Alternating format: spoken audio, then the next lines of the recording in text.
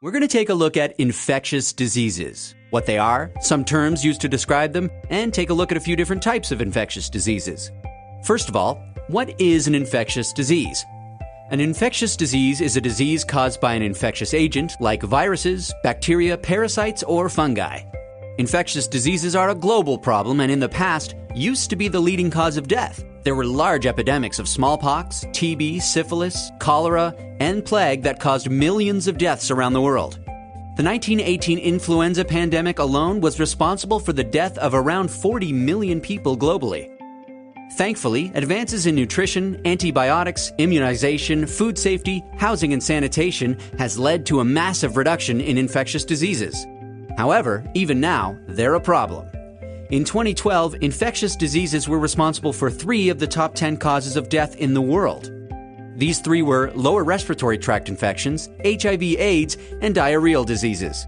In addition to this, malaria and tuberculosis continue to affect millions of people.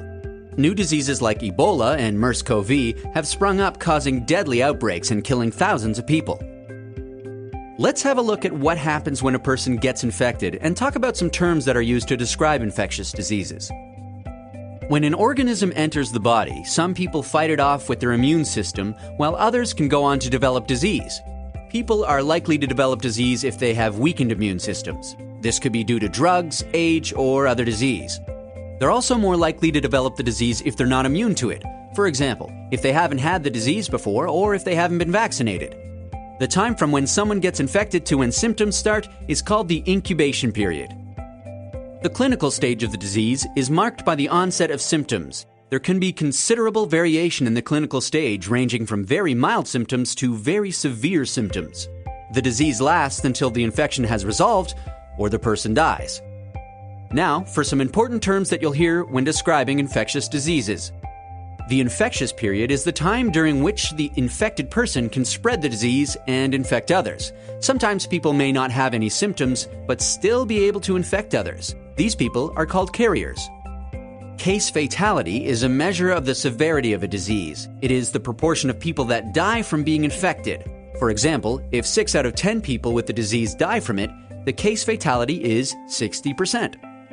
The basic reproductive rate is a term that describes how infectious a disease is. It is the average number of secondary cases that occurs as a result of one infected individual.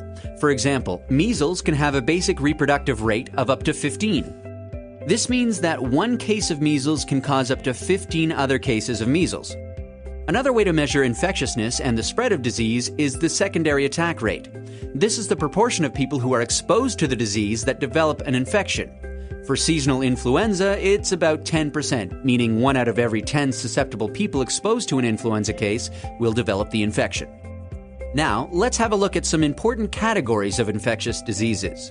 Zoonotic diseases are diseases of animals which, when transmitted to humans, can cause disease. It is estimated that over 60% of human infectious diseases are zoonotic. Examples of zoonotic diseases include diseases like leptospirosis, toxoplasmosis, campylobacter, and rabies. An emerging infectious disease is a disease that has appeared in the population for the first time, or one that may have existed previously but is rapidly increasing in incidence or geographical range. Examples of emerging infectious diseases include MERS-CoV, Ebola, Hendra, and new influenza strains. Neglected tropical diseases are a group of tropical diseases that affect the poorest countries of the world. Traditionally, they have not received much global attention but continue to cause illness in the most vulnerable groups of people in the world. They include diseases like leishmaniasis, trachoma, sleeping sickness, and schistosomiasis. Vector-borne diseases are diseases that are transmitted from an infected animal or human to another person through the bite of a vector. The most common vector is the mosquito. Others include ticks, flies, fleas, or snails. Examples of vector-borne diseases are malaria, dengue, sleeping sickness, and schistosomiasis. Vector-borne diseases are responsible for over 17% of all infectious diseases and cause more than 1 million deaths each year. So that's a quick introduction to infectious diseases, what they are, some terms to describe them, and a few different types.